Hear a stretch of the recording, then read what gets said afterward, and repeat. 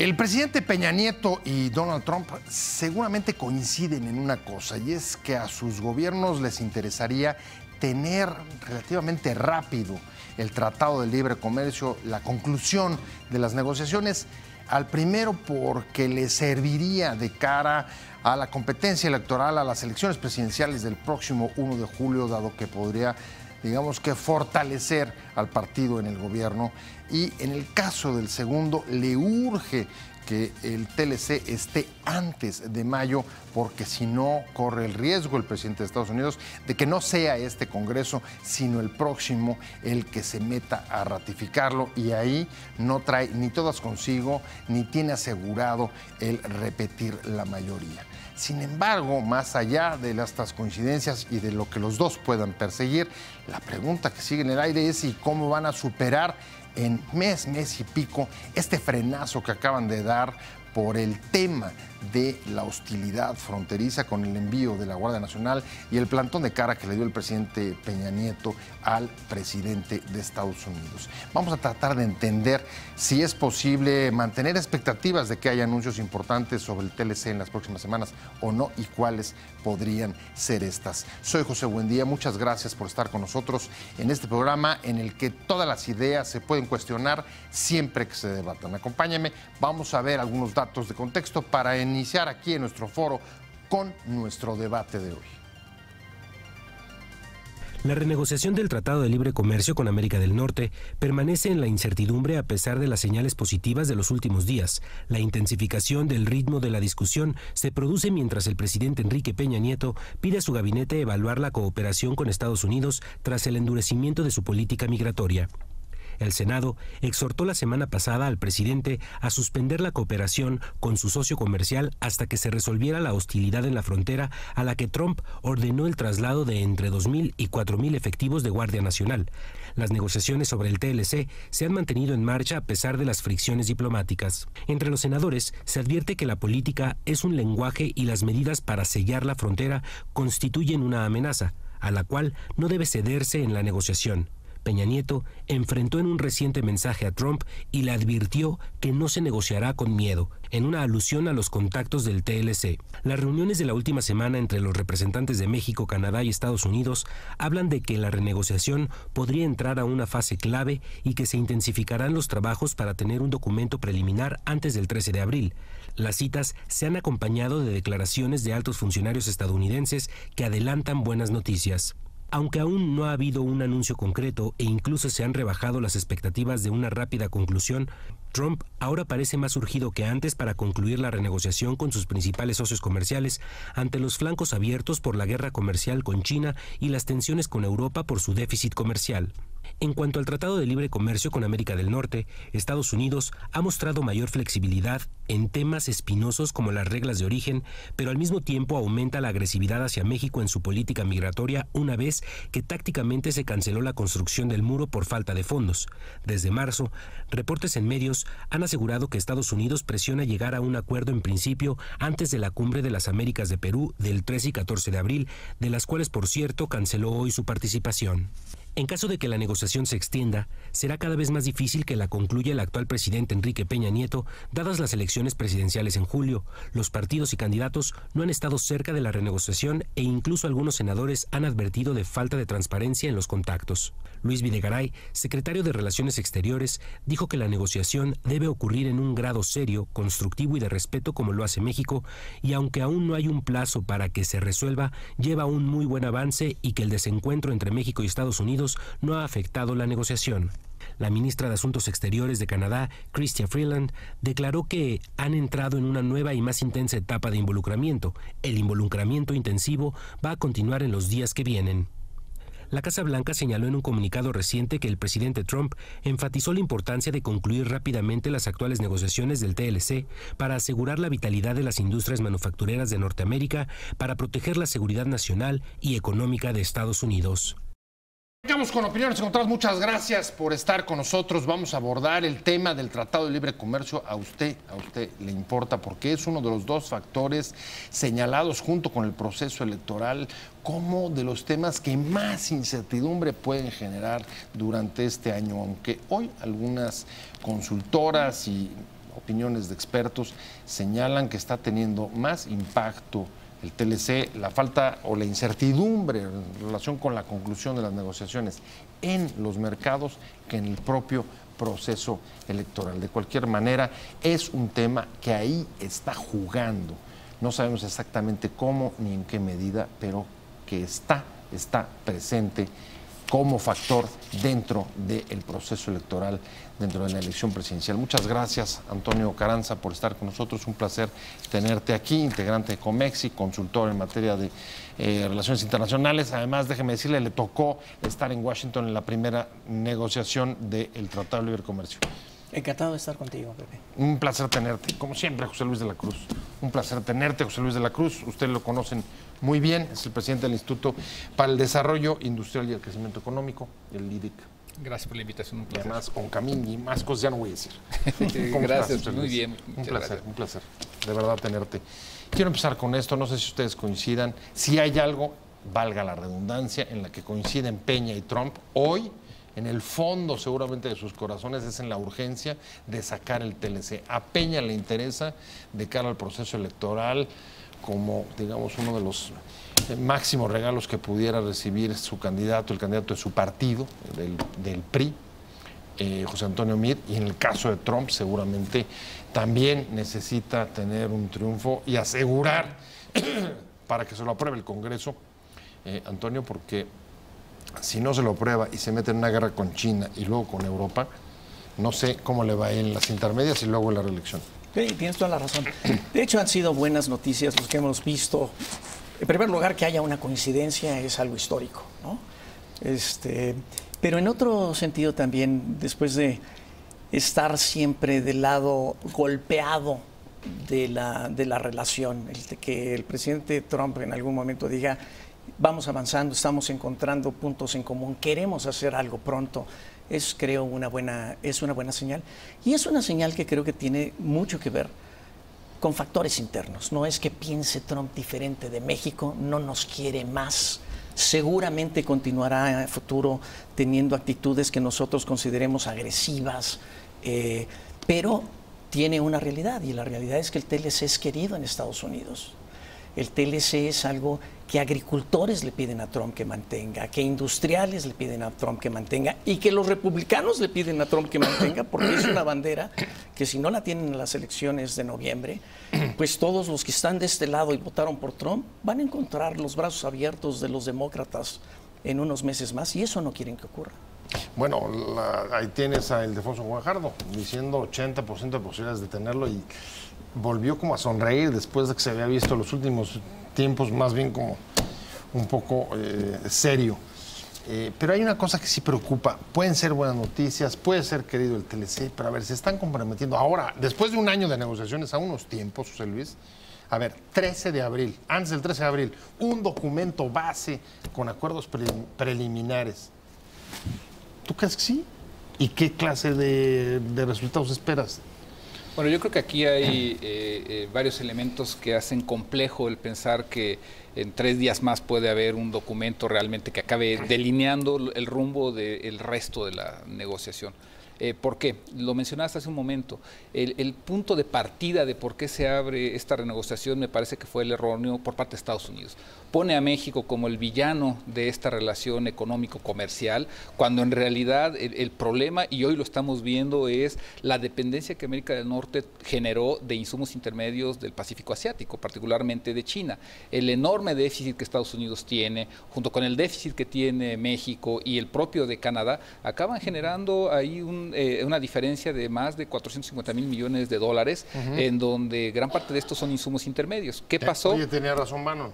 Al final del día, ahí lo que tenemos es, mandamos parte de la industria hacia esta región asiática, que es muy competitiva, muy productiva, de bajos salarios, que no respeta mucho los términos ambientales, tampoco la parte laboral, y que además ha aplicado una política industrial muy activa y que tiene una infraestructura logística muy poderosa. Entonces, ese punto de salida de confrontación con México y en alguna medida, en mucho menor medida con Canadá, fue una mala salida.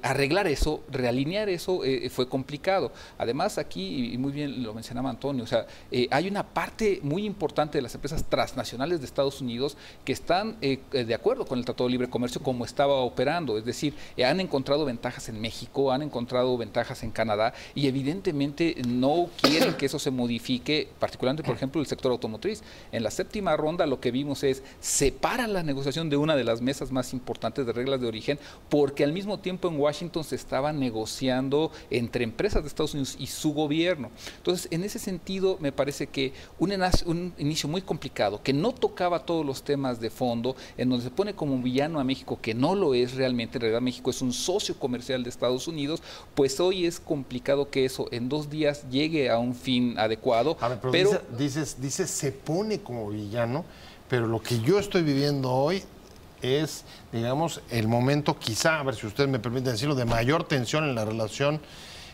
tras la respuesta más contundente que le ha dado Peña a Trump y la promesa o la respuesta, no sé si fue una respuesta al Senado, que el Senado se lo pidió, de revisar todos los acuerdos comerciales. Entonces, todavía más difícil. Bueno, yo creo que la respuesta del presidente de México fue la correcta, en un lenguaje muy cuidado, en un sentido, me parece que como tenía que ser, en el también muy cuidado el tono. Quizás en tiempos debimos haberlo hecho antes, porque Estados Unidos sí respeta también de repente alguno que otro manotazo en la mesa. Eso lo habíamos comentado hace meses, si recuerdas. Entonces, que aguantan. Y al final de cuentas es alguno de los elementos que forma parte de la negociación. Entonces, en ese sentido me parece que, cerrando la primera parte, es complicado que en 2 o 3 días se logre una negociación. Sin embargo, sí se ha abierto un marco de posibilidades para que a inicios de mayo se pueda tener algo más propositivo, porque Donald Trump lo requiere, porque si no, esta línea fast track que tiene autorizada el Congreso también se le acaba. Entonces, hay una necesidad por terminar esta parte. Veremos si pueden lograr algún acuerdo. Es complicado, pero existe la posibilidad. Perdón, más para que nos quede claro a la auditoría de todos, ¿qué es lo del fast track? Bueno, al final del día tiene ciertas facultades especiales para negociar con rapidez, en donde no tiene que de alguna manera involucrar al Congreso, como sí ocurriría en un proceso, digamos que transcurre por el largo plazo. Y ahí se le acaba el tiempo en mayo, primera de mayo. No, a fines de mayo eso está venciendo. Entonces, al final del día, él requiere que esto termine ya. Evidentemente quiere imponer los mejores términos para lo que él busca lograr. ¿Le puede salir el tiro por la culata? ¿Cómo ves? ¿Coincides con José Luis? Coincido con José Luis y creo que regresando un poco a la parte que tú decías de la revisión de la relación con Estados Unidos, forma parte de la manera en que el gobierno mexicano ha decidido llevar la relación ligada al Telecán. Si tú regresas a los años 90, la decisión del presidente Salinas de Gortari y de Bush era una de compartimentalizar la relación. Evitemos que el narcotráfico, evitemos que la migración, evitemos que los temas de la relación bilateral afecten la negociación comercial. Y entonces lo mantenían en una cápsula. Hoy que ya tenemos un Telecán firmado y hoy que tenemos grupos que tienen interés y que viven de ello, el gobierno mexicano ha dicho, todo está en la mesa. Pero a ver, ahí tengo ahí no sé si coincidan, porque tengo una opinión ahí, digamos, dudosa, porque por un lado me parece que justo se había mantenido durante demasiado tiempo la compartimentalización, incluso dentro de esta misma negociación. Ahora es la primera vez que estoy empezando a ver reacciones como, ok, si tú te metes con el comercio, entonces yo voy con migración y drogas. Habían sido muy cuidadosos, es una realidad, habían sido muy cuidadosos y no dejemos que nos afecte y eso. Pero la decisión del gobierno, y así lo habían expresado tanto el canciller Videgaray como Guajardo, era... Todo está sobre la mesa. Tú necesitas cooperación migratoria. Tú me estás evaluando a mí como un socio, ¿no? Pero me ves en mitades y en proporciones. Entonces me puedes golpear aquí, me puedes golpear acá y tú esperas que yo esté dialogando contigo en la mesa de la mejor manera. No, vamos a poner todo en la mesa para que me evalúes completo. Esa ha sido un poco la dinámica de la negociación, la estrategia mexicana, quitar la compartimentalización y la norteamericana amenazar cada vez que quieran empujar, frenar, echar para adelante, etcétera. Y la última, la Guardia Nacional en la frontera, ¿es una amenaza? Pero yo creo que aquí el punto de partida es lo que nos explica esto. Hace 25 años, cuando estábamos iniciando esta relación, íbamos por la parte propositiva, es decir, el gobierno de Estados Unidos junto con sus empresas, lo que estaba buscando es establecer un lazo comercial, económico con México. Ellos reconocían que nuestro país, viniendo de la crisis de los años 80, tenía muchos rezagos que abatir. Entonces avancemos por donde tenemos interés, en donde hay un elemento positivo y lo otro lo vamos manejando. Hoy el punto es de partidas de fricción, es decir, de un rompimiento. Donald Trump lo que plantea es esta relación a través del Tratado de Libre Comercio no me está funcionando, México se está aprovechando de mi economía. Mi déficit.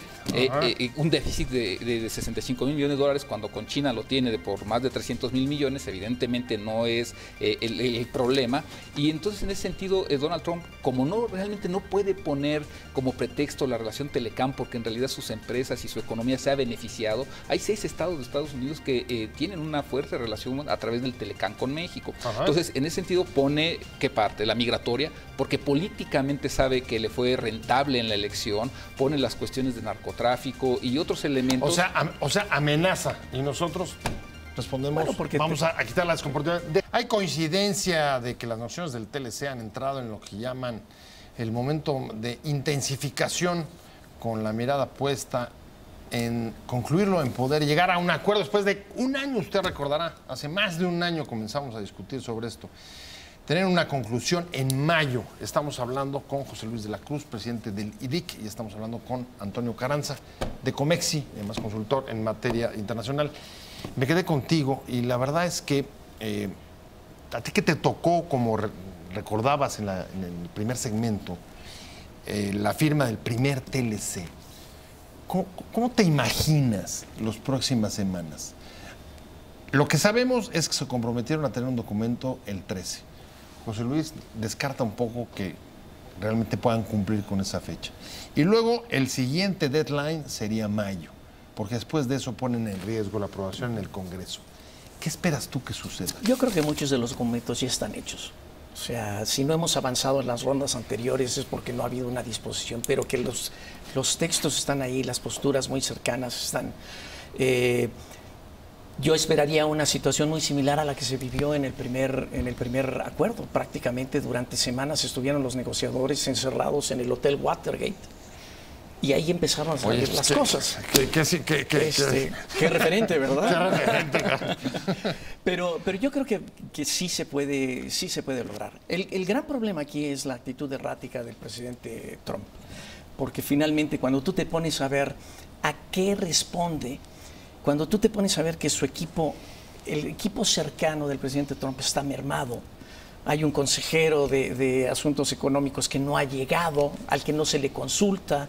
Incluso la última semana, cuando los chinos imponen 50 mil millones de dólares de sanciones por las sanciones que los Estados Unidos habían puesto, Trump genera la idea de voy a poner 100 mil millones de dólares de sanciones adicionales.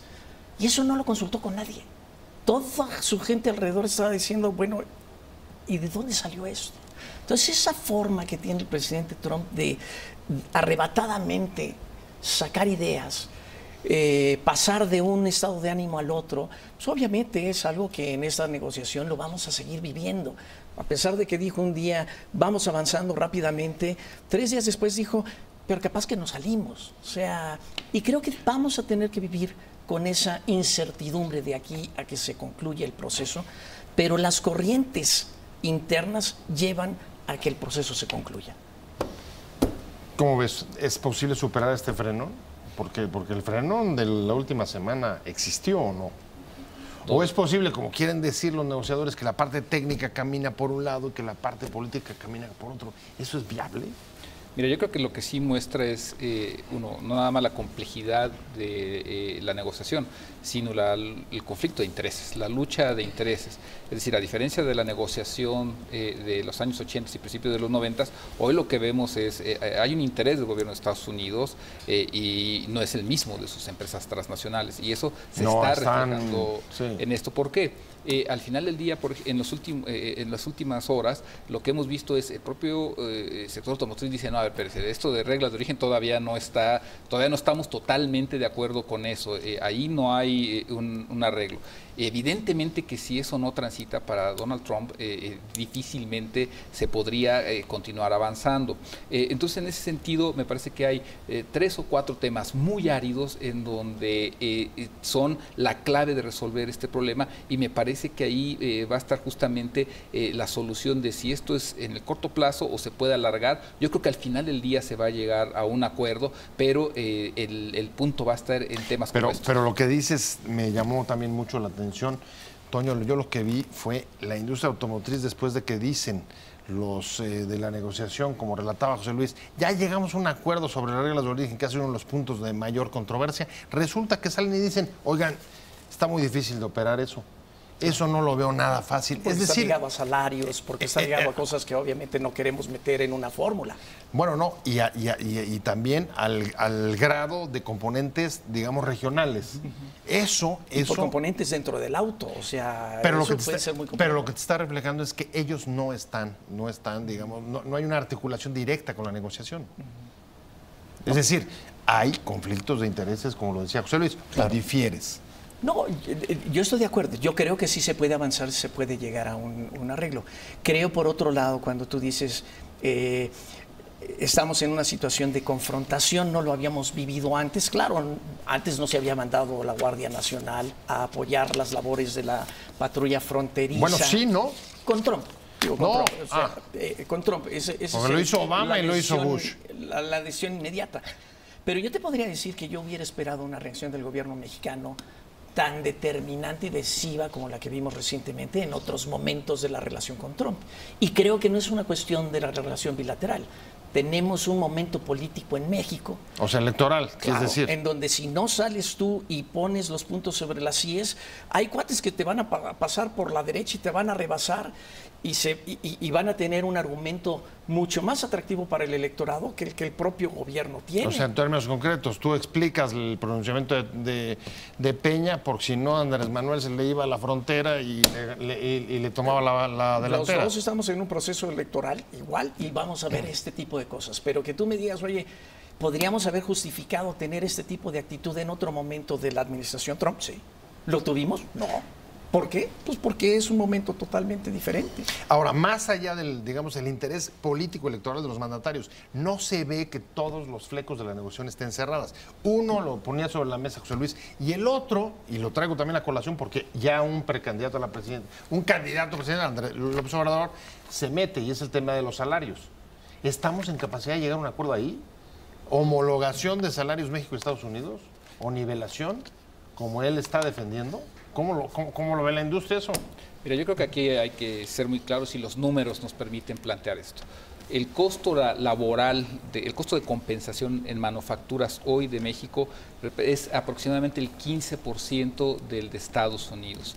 En 1975 era de aproximadamente el 23%. Es decir, ¿qué significa? Hoy nosotros tendríamos que incrementar nuestros costos de compensación de manufacturas, que incluyen prestaciones, es decir, no nada más es salarios, sino también prestaciones, en un nivel de 7 veces para poder equipararnos a Estados Unidos, y algo similar para Canadá. Entonces, 7 veces. Entonces, evidentemente que eso en el corto plazo no se puede solucionar. A ver, 7 veces, dame una cantidad, es decir, para ilustrar al público. O sea, 7 veces más o menos un estándar.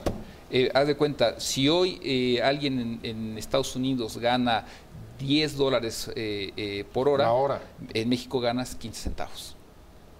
Es decir, para subirlo, si alguien aquí gana 5,000 pesos al mes, lo tienes que multiplicar por 7. Por 7 veces. O sea, 35,000 pesos. Entonces, al final del día, esto lo que te plantea es, evidentemente que se tiene que buscar generar el mejor escenario para que se detenga la precarización laboral en México, que es la precarización de los salarios. Es un hecho de que ha ocurrido en los últimos 30 años, pero también de que esto tiene que ver con un cambio en el sistema productivo y por lo tanto implica una transición.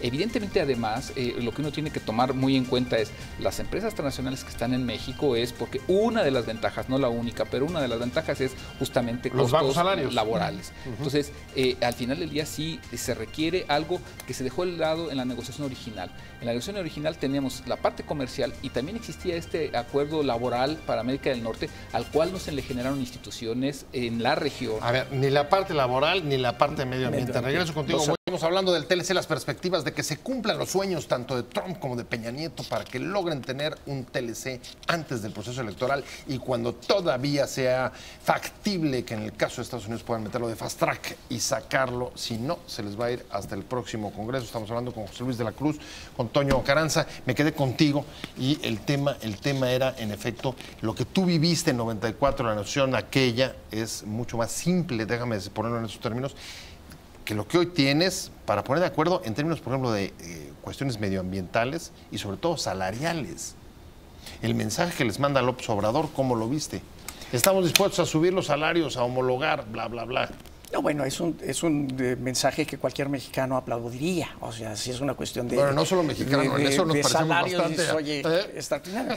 Es, por cierto, un tema que también los canadienses han traído a la mesa. O sea, sí, claro. Y claro, es una realidad claro. que la idea de que pudiéramos nosotros mejorar sustancialmente el nivel de vida de los mexicanos a partir del TLC ha tardado mucho en reflejarse.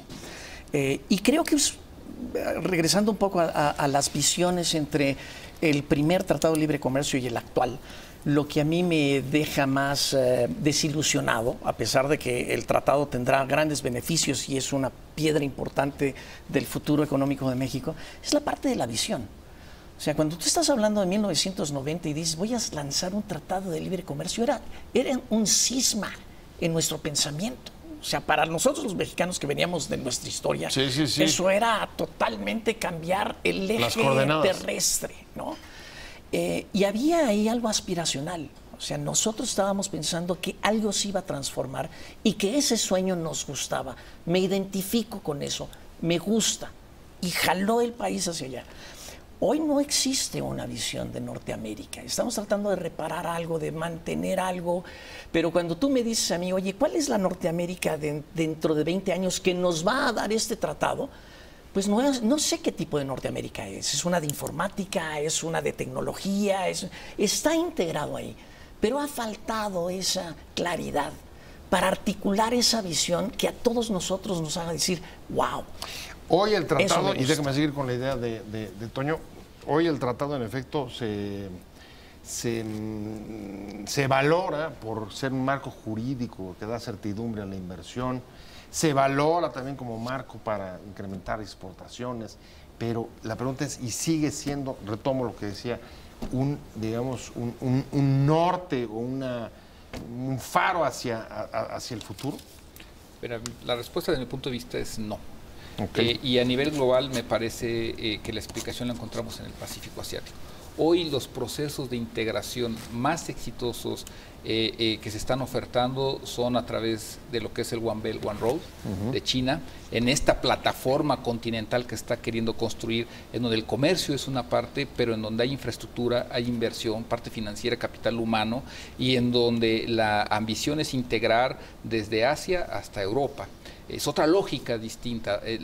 Una lógica que no hemos visto en la negociación del TLC, por más 2.0 que le han puesto y es de integración productiva mucho más ambiciosa. Entonces, el problema, y ahí coincido, cuando Donald Trump lo que plantea es una ruptura en donde esa visión compartida de América del Norte prácticamente la hace a un lado, pone como eje central el interés de Estados Unidos. Ahí está la oficina del representante comercial de Estados Unidos, su agenda 2017. Es el interés de Estados Unidos lo que van a privilegiar.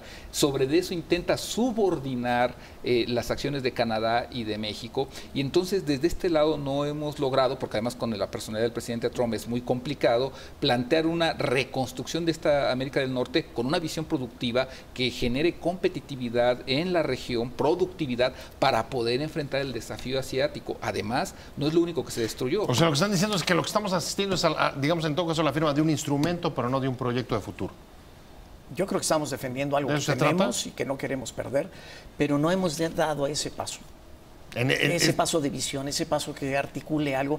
¿Quién va a agarrar el Telecán en nuestra elección interna y desarrollar una idea de nación que lo que lo meta y diga, y por eso queremos hacer esto. Así nos vemos como mexicanos en el 2030, 2035, 2040.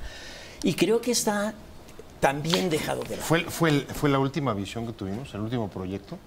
Yo creo que de ambición internacional que tenía implicaciones de reconstrucción nacional, la apertura comercial de los 80s, funcionalizada además a través del Tratado de Libre Comercio Americano, fue el último paso. El problema fue que eso no tuvo un encadenamiento productivo realmente hacia el interior. Dejamos de fuera el fortalecimiento de las cadenas internas, generación de valor agregado. Ver, ¿pero es eso o también están soplando nuevos vientos nacionalistas, incluso aquí al interior, soplados por algunos candidatos que hacen que, digamos, la balanza se haya equilibrado más? Yo creo que ahorita no podemos pedirle al Telecán que vaya más allá de lo que estamos planteando. Y creo que le estamos dando la misma función que tuvo el inicial.